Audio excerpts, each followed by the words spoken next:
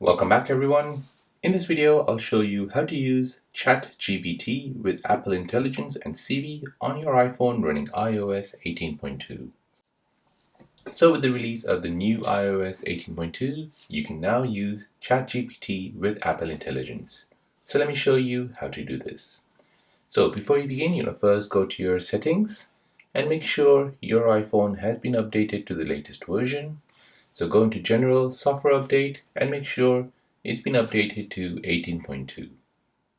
Now once that's updated, you want to go back to your settings.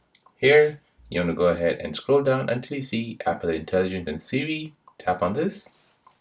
Now from here, you want to scroll down until you see ChatGPT. So this will be in the extension section. Go ahead and tap on this. And now here, you want to go ahead and tap on Use ChatGPT.